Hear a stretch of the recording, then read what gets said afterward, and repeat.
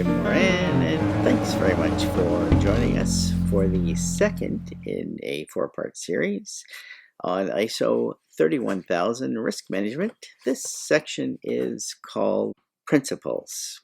You can reach me at jim@simplifyiso.com, or over here at our website, you'll see a contact button. As I mentioned in the previous video, ISO 31000 has a nice, neat package made up of three chunks. You can see them here in this diagram. On the top, you'll see the principles. Bottom left, you'll see the framework. And down here on the right, you'll see the process. Next video, we'll talk about the framework, and in the final video, we'll be going through the process. You'll notice that the principles are based on value creation and protection. Naturally, you want to find areas where things could go wrong and create opportunities at the same time by strengthening your management system. So when we start around the outside of the wheel, we'll begin with integrated. The word integrated you'll see in all of these three basics, and it means that we don't want risk management to be something extra people have to do after they've done the rest of their work. We want risk management and the related activities to be part of people's everyday work. You might think of it as creating a risk-aware culture. In the next piece of the pie, you'll see the words structured and comprehensive. So this means that we're not just walking around the organization with a clipboard, marking down things that look scary.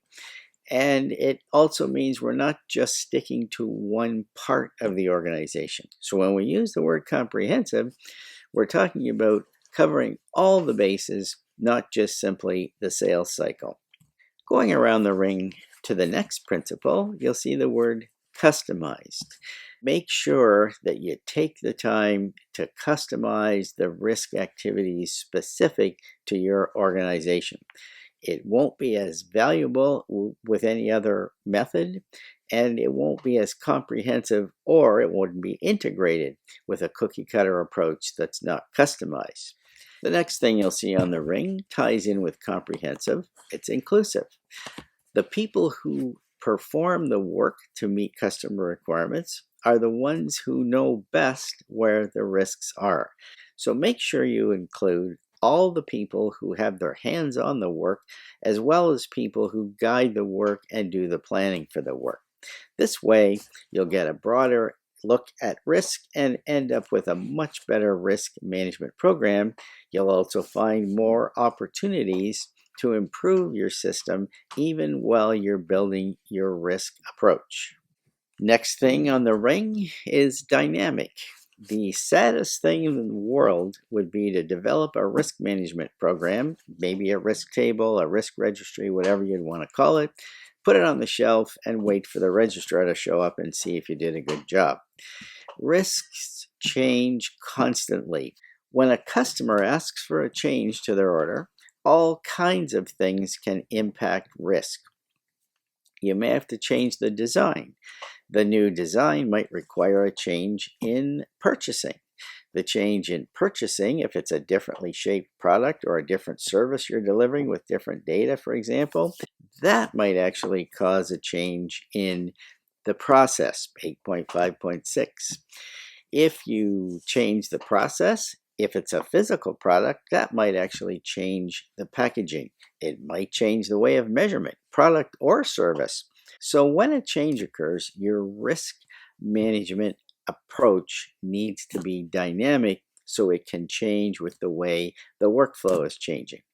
The next thing you'll see on the circle is best available information, so that you'll never have 100% of the information you need in order to make a decision about how well you're managing risk. So we sometimes have to make decisions, we have to make plans, we have to implement actions without 100% of the information that we'd love to have.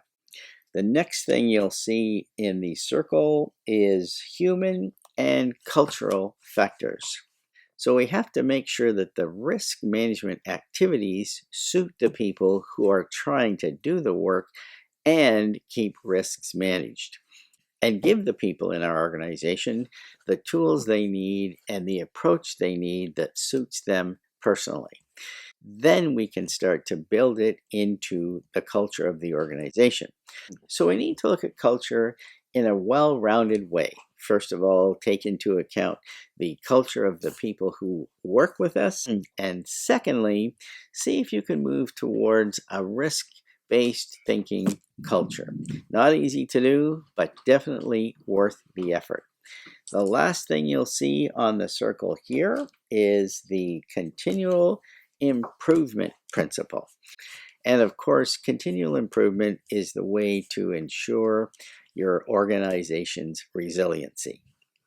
Thanks very much for having a look. And if you'd like to see if our platform can help you manage risk and find opportunities a little more easily than you're doing now, just come on over here to the website. You'll see a nice big green button. You can schedule a demo. I'd be happy to spend 10 or 15 minutes with you to see if it's a fit for you. I hope you can join us next time. For the second part of the three-part series, we'll be talking about the framework for risk management based on ISO 31000. Thanks for taking a look, and bye for now.